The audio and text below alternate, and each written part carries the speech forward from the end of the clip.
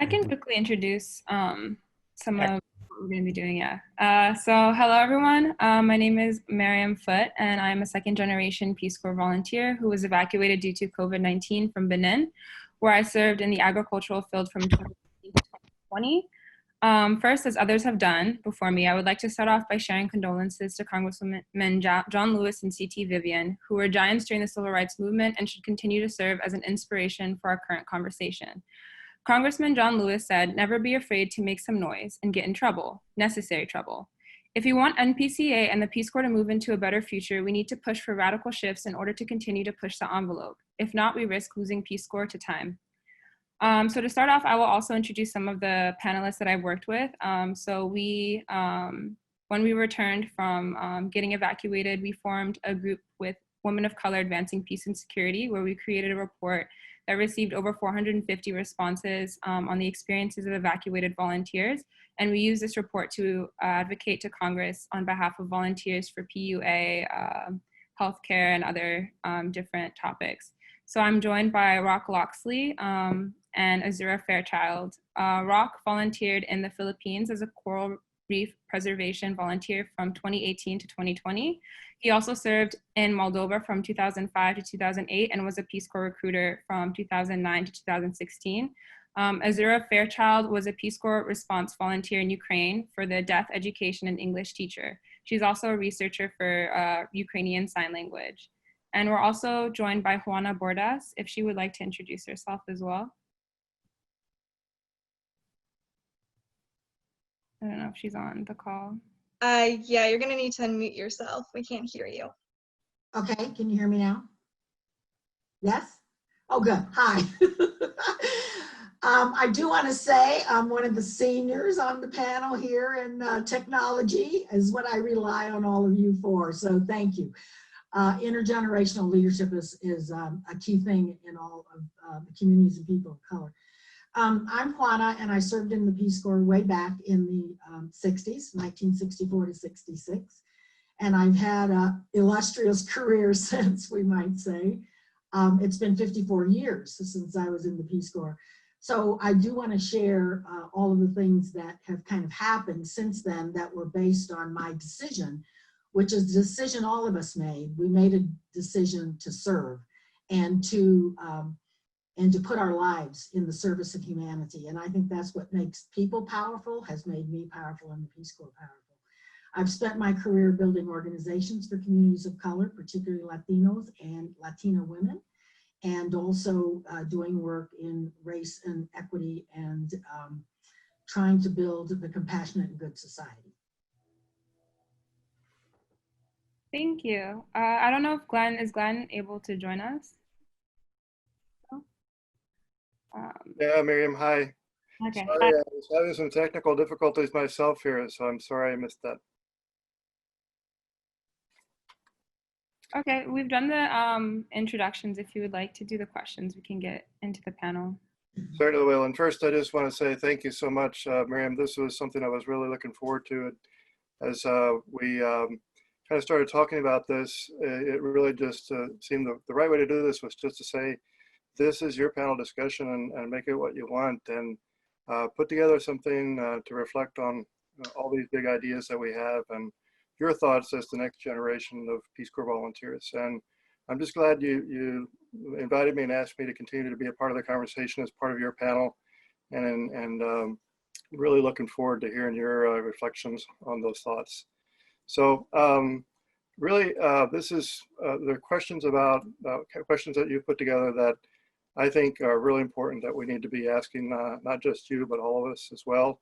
And I'm looking forward to hearing your answers and answering them and helping answer them myself, I would say. So let me, sorry, I have to pull them up here real quick because I had put them down somewhere. So this is directed to everyone for a brief response. As we envision the reentry process for volunteers, what do you think are the most important things to consider when supporting volunteers in the future post-service? I'll take that one. So I served in 05 to 08, and then I served again in 18 to 20, so I was evacuated. But the first time that I finished my service, I came back into the 2008 economic depression. And so I started doing a lot of research, especially when I went to work for the agency. Thank you, Jody Olson, for helping me get a job back when we had an RPCV Career Center to make all that happen. And Peace Corps is known for a very long time that returned volunteers have had more difficulty upon reentry rather than going into service. And in fact, that Peace Corps like itself termed reentry in a paper in the 90s, and they took it from the NASA program because reentry, is recognized as a very difficult process, as difficult as leaving the Earth. Reentry is just as difficult. So we kind of took that in. Originally, there was a paper written in the 90s called Psychological and Readjustment Problems Associated with Emergency Evacuation of Peace Corps Volunteers. And that really, like, for me, nailed down what some of the problems were. And so this is where we started to see that Peace Corps recognizing through its own surveys and own research that volunteers were having trouble with reentry to start with, but then evacuated volunteers were seeing double the amount of difficulties. So 265 volunteers were evacuated from Liberia, Philippines, and Yemen. The evacuated Peace Corps volunteers coined the term that this was a crisis of reentry. 51% of all RPCVs found reentry very difficult, and that was the highest difficulty rating on the survey. And all evacuees from this 1990 survey got a debriefing conference as part of COS, and that's how they kind of got these surveys. But basically, the stats are 30% of RPCVs experienced some sort of depression, whereas 60% of evacuated volunteers experienced depression. And then we see the stats doubling. So 30% for feeling of disorientation, 12% for periods of crying, 39% for a difficult transition back, 26% difficulty making decisions, 15% reported avoidance of thinking about Peace Corps as an experience, and 12% reported disturbing dreams. And you take all those percentages and double them, and that's generally what evacuated Peace Corps volunteers have been dealing with. And so I think that, we are given 3 months of training to integrate into a community, and maybe at best we're given a 3-day conference, COS conference, to readjust to the States, but then no real support from the agency when we land. And especially with the discontinuation of the RPCV Career Center, pretty much all we have is RPCV groups and NPCA to help us make this transition. So what we need to do is really provide a landing pad for RPCVs, because we know it's difficult. The agency knows it's difficult. And I think that there's 2 ways to do this. And the first is that we have to flood the world with our stories. We have to talk about return on investment on volunteers and how do we measure that. But our greatest resource, our greatest ROI, return on investment, is the stories of Peace Corps volunteers. And so if you don't have the fact that you were a Peace Corps volunteer in your staff bio at work, put it in there. When I was interviewing people, the most common response to my question, how did you hear about Peace Corps, was a teacher. My parents served. I had a friend that served. My uncle or aunt served. And so people were coming to us not because of our recruitment efforts or commercials or radio spots. They were coming to us because of one-on-one connections that they'd had with people who'd shared these very beautiful and very intimate stories. And so our stories are really our greatest resource, and we need to be sharing those at all opportunities that we have. And that's so that we can both inspire people into service, and then when they return, they know to look for RPCV groups to land there and help them find jobs and help them make this transition so we can start to minimize that trauma.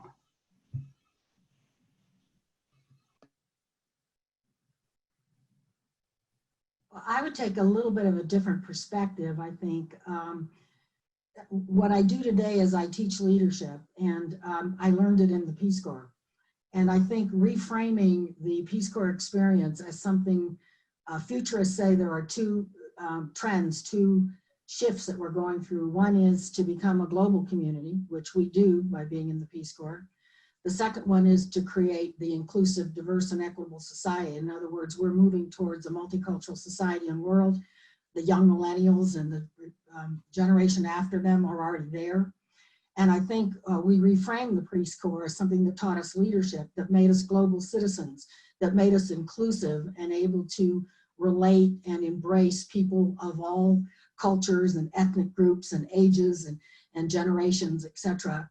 In the 90s, I worked with the National Peace Corps Association to do a leadership program for Peace Corps volunteers that were re-entering. But I've been listening some, and I think one of the things that's so important is for us to empower ourselves to understand, because when I came back from the Peace Corps, I went to get my first job and I had this portfolio because I had been doing micro enterprise work with women way back then. And I had all this stuff and I go to get interviewed and the guy stops me and he says, I'm really sorry, but we only hire people that have a master's degree in social work. This was the state of Wisconsin.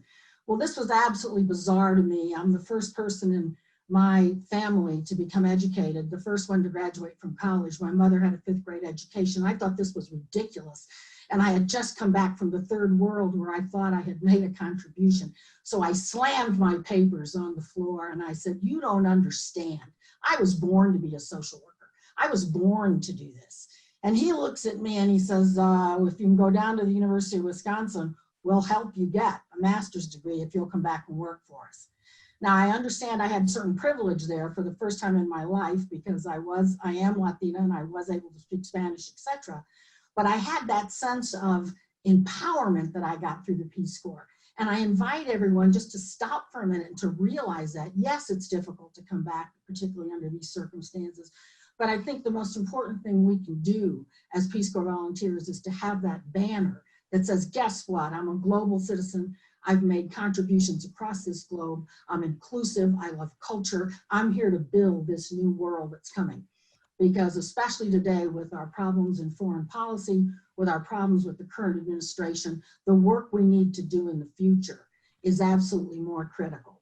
And the other thing I'd like to say is that I've been at this for over 50 years. So it's not, I'm coming back from the Peace Corps and what I'm going to do.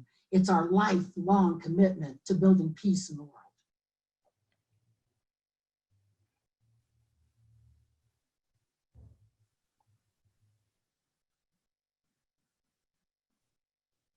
I thought I should stop, so go ahead.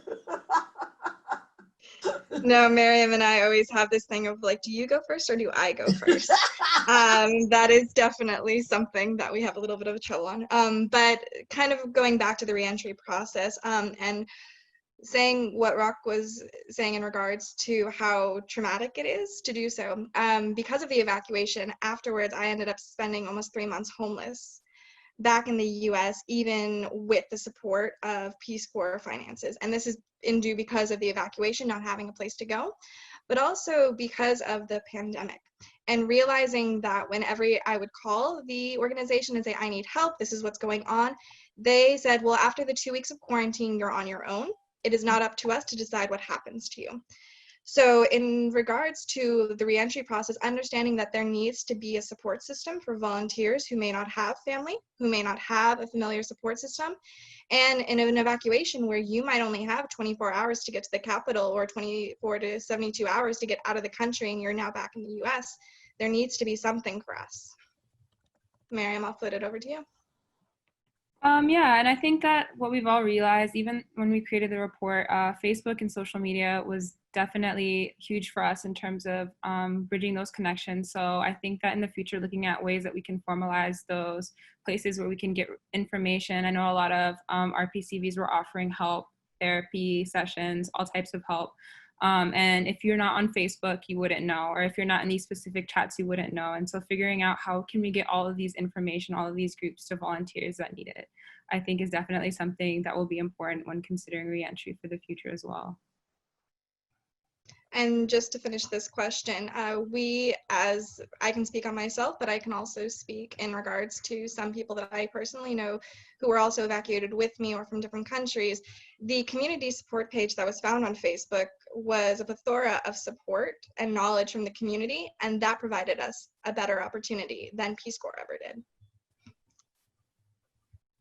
Thank you all. It's really great how a community comes together like that organically and helps each other. And I think that's what we saw emerge during the evacuation is when the group started forming and kind of talking amongst themselves, and then also speaking with us and helping share with us, you know, what their needs and expectations were from the community and from the NPCA and from Peace Corps. So thank you. Shifting a little bit to recruitment now, the question here is, how were you recruited? What does the future recruitment process need to look like? We've heard some ideas earlier today, but from your perspectives, what would it look like? There is a question, and I'll just throw in right at the same time, that's really mostly for Juana. How can Peace Corps focus its efforts to recruit members who may be experiencing the crab syndrome, please? So thank you. I think we'll kick it over to Rock first, if you don't mind, and then go from there. I think that, you know, it goes back to the question that was brought up earlier on one of the report outs. Where is the peace in Peace Corps, right? And for me, peace is not a place of like harmony and no conflict. It is absolutely a place of conflict, difficult questions, expanding our comfort zones, learning about other people and our world that we exist in. Those are all peaceful things.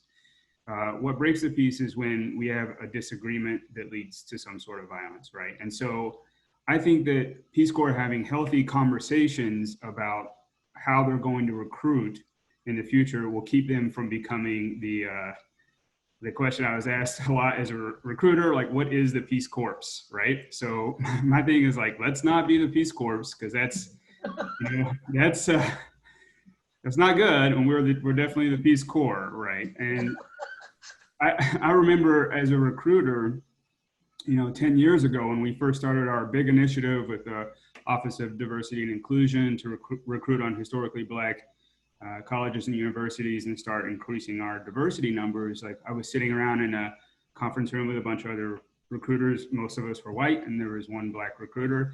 And we were talking about strategies of how do we recruit Black people, or how do we recruit persons of color as Latino community members? How do we recruit these? How do we talk to these people? And then we were talking, oh, we need to get this Black recruiter to come with us on campus to talk to the Divine Nine or to talk to the different, you know, university groups. And he looks at us and he says, guys, like, I recruit on white universities, right?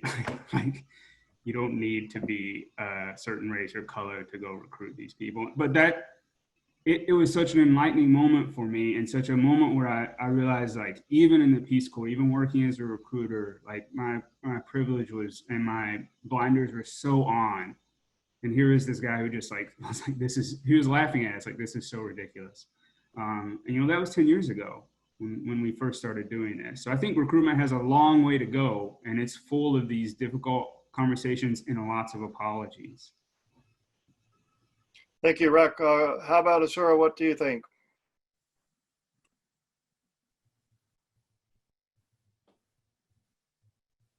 Sorry, I lost the unmute button for a second. So even the younger generation sometimes has problems.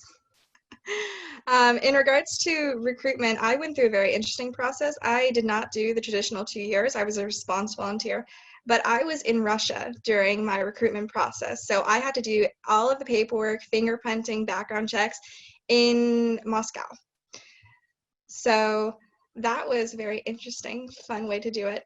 But one thing that I heard after I had been evacuated was on the phone call, kind of reiterating what happens when you're evacuated and you don't have a place to go, was the logic that someone told me over the phone, saying that if we had known you were homeless, we never would have taken you on.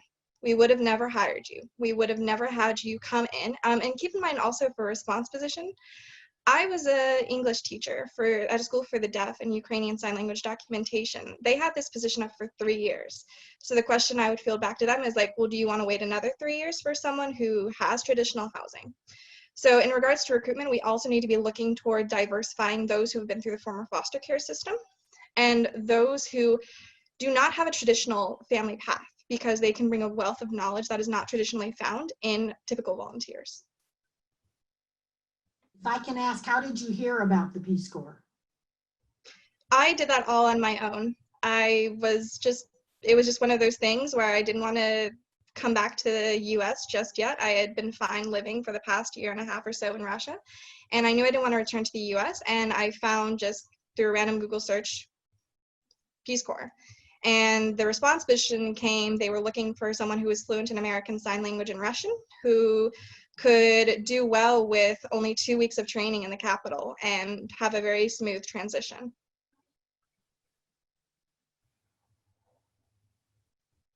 Thanks, Asura. Yours is a really interesting perspective, one I think we don't hear much, and I know your return back home was very distinct in that, so thanks for helping us become more aware of how we can support returning volunteers in situations like yours. So Marieme, you're a child of a Peace Corps volunteer yourself. Can you share a little bit on the perspective? Yeah, I mean, for me, it's like Peace Corps has always been something that I've always considered as something that I would do because my father served in Peace Corps in Ethiopia and in Eritrea. And so I'm one of the few that kind of has that connection, I think. And the fact that we don't have, like, there were lower numbers of volunteers that are people of color, that are Black, Latino, they don't have that kind of connection as like other white volunteers might have. So it's really important to also see how that could affect recruitment. The other question too that I have in terms of recruitment, I think, is looking overall at the mission of Peace Corps. When Peace Corps was first created, it was an exciting thing. It was something that was radical, really. And as we go forward and the population in the US, the new generation kind of comes about, and they're dual national, they're all types of different backgrounds. They have also different expectations on what they want to do and what they want to be a part of. And they're questioning neocolonialism. They're having a lot of questions about Peace Corps overall. And so, like, how will Peace Corps and NPCA shift? I know even questions about, joining NPCA, a lot of volunteers that I know that are Black or Asian or people of color don't feel like NPCA or Peace Corps is for them. And so how do we kind of expand that discussion and make them also feel like they're a part of this as well, Even for me, without the works with WCAPS, I'm not sure if I would have been as involved with NPCA. And so I feel like that is a concern that I have, at least for recruitment and getting people involved with NPCA and Peace Corps. Thank you so much, Marieme. I really appreciate that, because I do believe that it's incumbent upon us to help create a more inclusive and welcoming community here on the part of NPCA for the Peace Corps, greater Peace Corps community. Juana, did you have anything to add about the question specifically for you related to crab syndrome? Yeah, but I also wanted to go back to some of the discussion I was listening to talk about coalition building and partnerships, particularly with communities of color.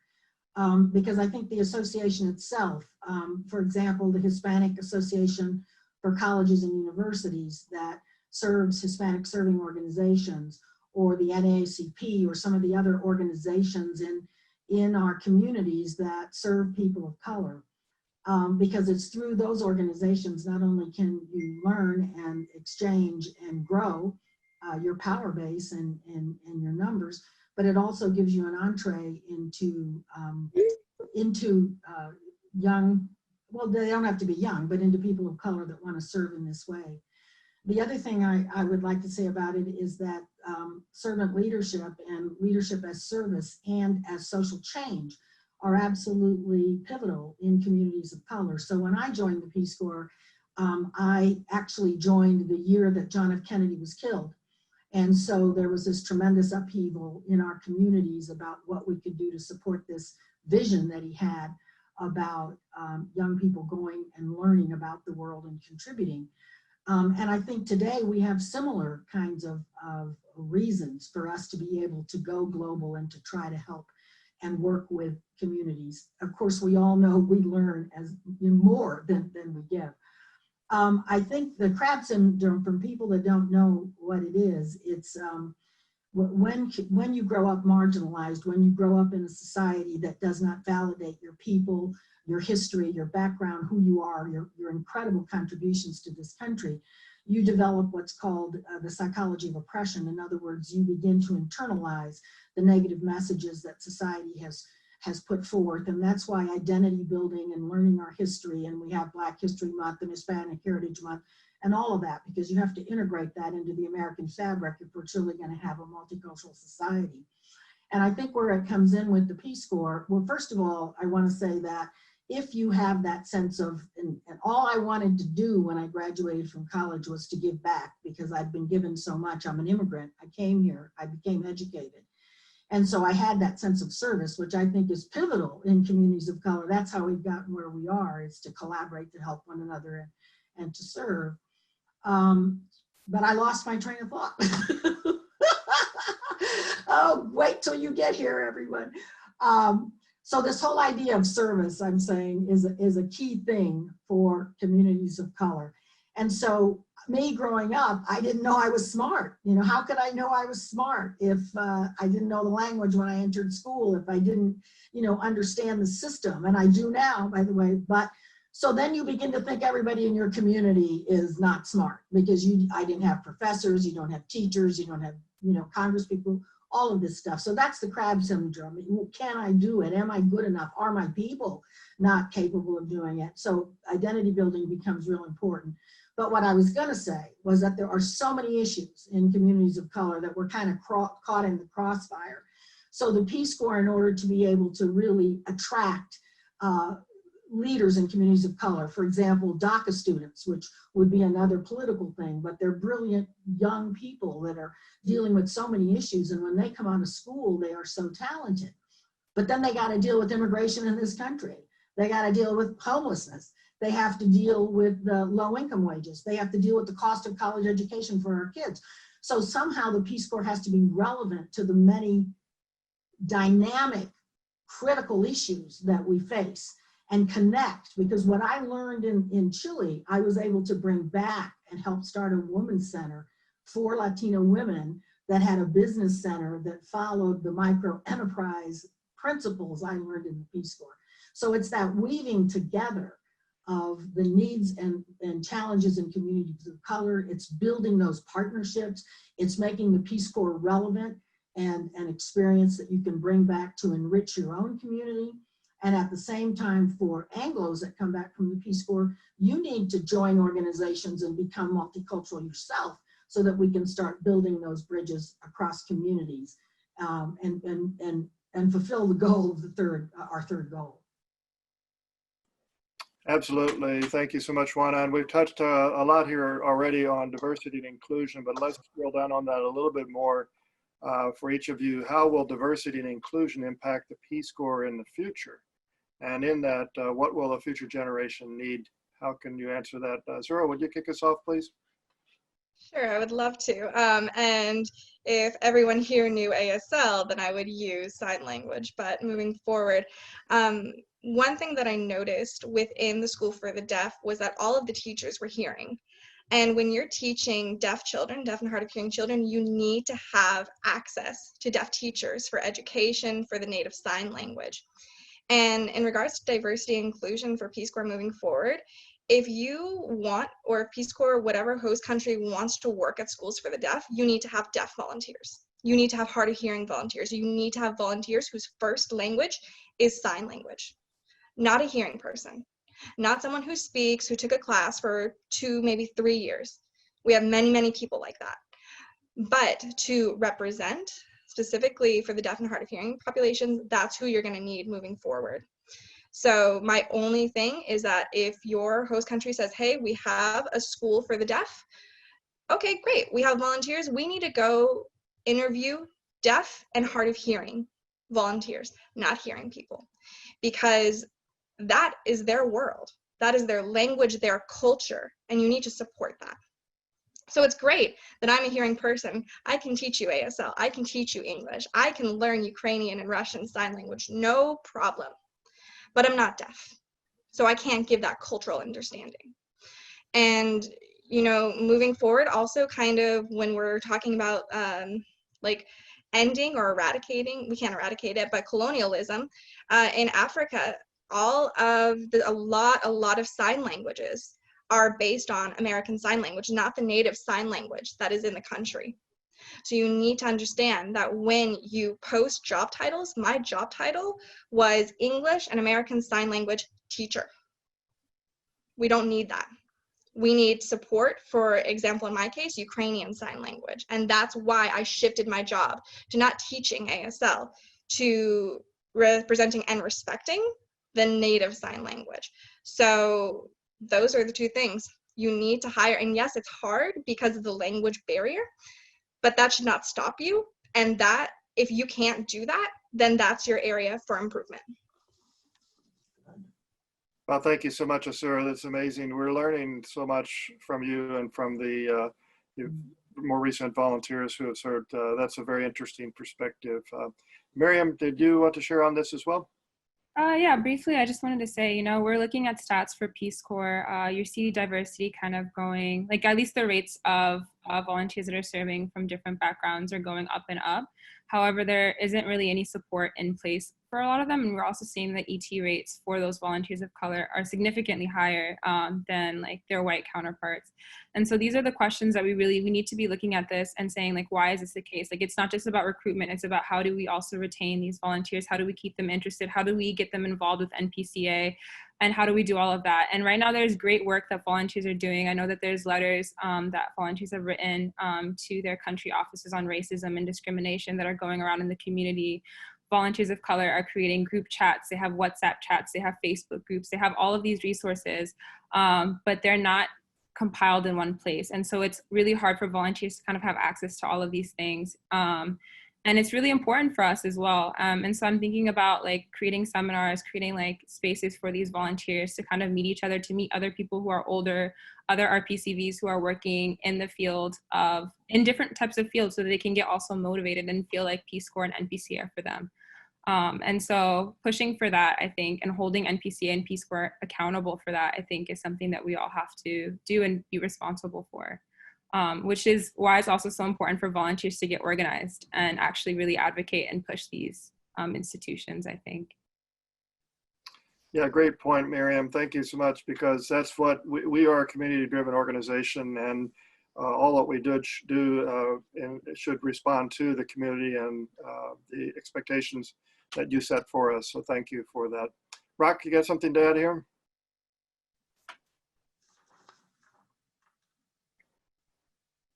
No, I want to save time for the other questions. Okay, very good. Thank you so much. We're going to move on to the next question, penultimate question. I think we're getting close to our time, so we'll be quick in wrapping it up here. But what are the potential barriers you see to joining the Peace Corps or NPCA, and how can that impact future volunteers? So, Rock, do you want us to start it off with that one? I mean, I think there's a lot of barriers. For me personally, coming in, you know, at 40 years old, for me to clear medical cost $6,000.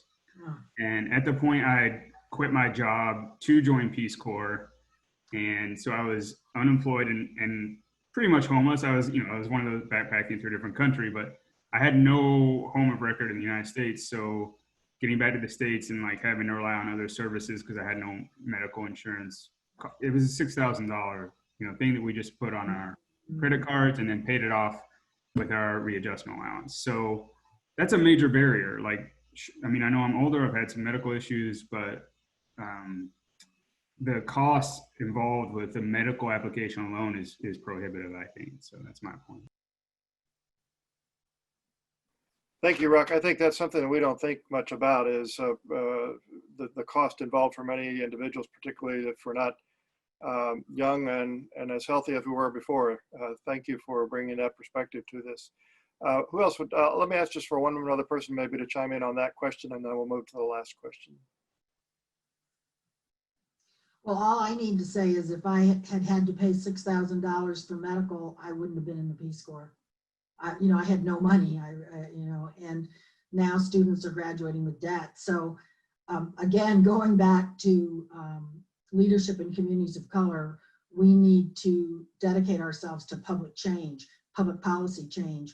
This cannot be that people have to pay. When I found out that happened, because 2 of my Latino friends joined, I was shocked that it took that long, because the process wasn't like that in the past. And I think some of these barriers are just ways to not expand the Peace Corps to where it should be at this time in this multicultural age.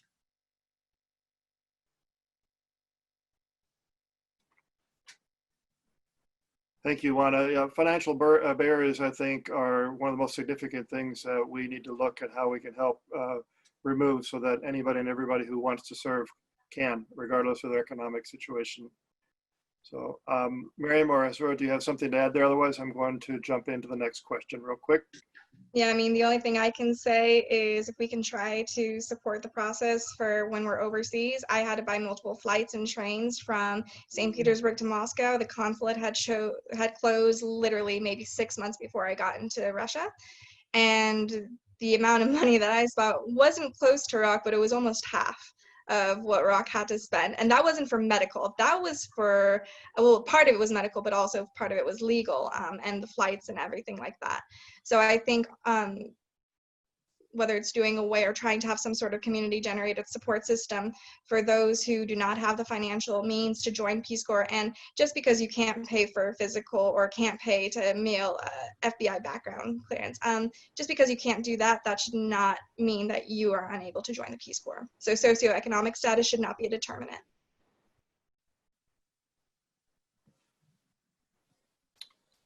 Thank you, Asura. And I'm going to go to the next question. And Miriam, if you had something to add there, you could just throw it in on the answer to the next one. But finally, wrapping us up here, the question that we want to ask all of you is, what do you envision the future of Peace Corps volunteer values to be?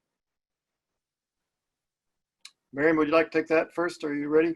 Yeah, I think that, like, if you look at the next generation, you see even the Black Lives Matter movement, you saw, at least when I went, you saw a huge amount of the next generation there present, and they're calling for change, they're calling for accountability, and all of these things. And it's like, if Peace Corps and NPCA and these organizations don't shift, they won't exist. And so it's like, if we really, really do care about Peace Corps, we want Peace Corps to exist and to continue, and we care about the mission, we also have to be open to changing Peace Corps and making these radical changes, or else it will not exist, because the next generation won't accept it. Even when I was joining Peace Corps, I had a lot of questions from my friends, why are you joining this organization? Like, there's not a lot of people of color there. It's mostly white people. Like, there was a lot of just preconceived ideas of what my Peace Corps experience would be. And there was a lot of fear of joining it, and being a part of like a neo-colonialist, and so if Peace Corps really does want to exist, I think that it does need to shift from the foundation in terms of like its mission statement and what it does and how it does it, is my opinion. Thanks, Miriam. That's a really powerful statement, and I take that to heart because I think you're absolutely right. If we don't shift, we will not exist. And that's food for thought, very important for us. Rock, or Azura, do you have something whichever one of you would like to join in here? Yeah, I've got something real quick, and then I'll be fast as well. Okay, so Peace Corps, like the first groups were Kennedy's kids, right? Shriver's kids. And if Kennedy was building Camelot, then Peace Corps is his Excalibur. It was the best thing that was created, and it was on the edge of social justice and change. Now we know, like, it's sort of steeped in neo-colonialism, white savior complex, those sort of things. But like most of the people didn't have those terminology back then. But if Peace Corps wants to remain this, this cutting edge social justice thing, it cannot remain reactive as it has been. It can't just wait for and prepare for the worst case scenario and be quiet. And during our evacuation, that's all that the EPCBs have experienced, is quietness. Our main source of like our cutting edge Excalibur has been Facebook. I mean, okay, so like we need the agency. We want to support you. This thing has hurt us. Like we gave our lives to this organization and our hearts are in it. And we believe in like social justice and change. So I just want to see Peace Corps return to its roots of being this cutting edge of social justice and change. And I think embracing that would lead to a revolutionary new wave of applicants whose hearts are full, who are young and active and ready to serve and really, really get to the core of the agency, which is world peace and friendship. Yeah, and I'll go ahead and finish it off. But my logic on it is there needs to be a reflection of the community back home. So who do you see, race, religion, socioeconomical status, disability, or otherwise? That is who needs to be the volunteers. So out of any cohort, regardless of what country you're in, you need to have a multitude of everything and everyone. Thank you, Sarah. And Juana, I'm going to ask you if you have any last words of wisdom for us. What I wanted to say is that we are the association. We are the Peace Corps. I served on the board for 6 years. I developed the leadership program for the association. we want to continue engaging. It's not somebody doing it for us, it's each one of us making that long-term commitment. I want to say for everybody who's been out in the demonstrations, who's been out there trying to make this change, keep it up. Because as an elder, I did that in the 60s. You know, I did that for women, for the Vietnam War, for civil rights, and then there weren't that many people marching. And I think my last thing is we have to do this. It's a lifelong commitment. It's up to each one of us. The Peace Corps has prepared us to be leaders in this new global and international and multicultural age.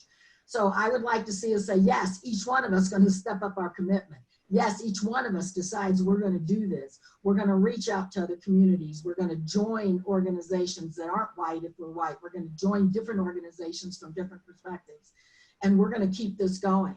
And I think it does take an advocacy kind of commitment for all of us to do our part in creating the future.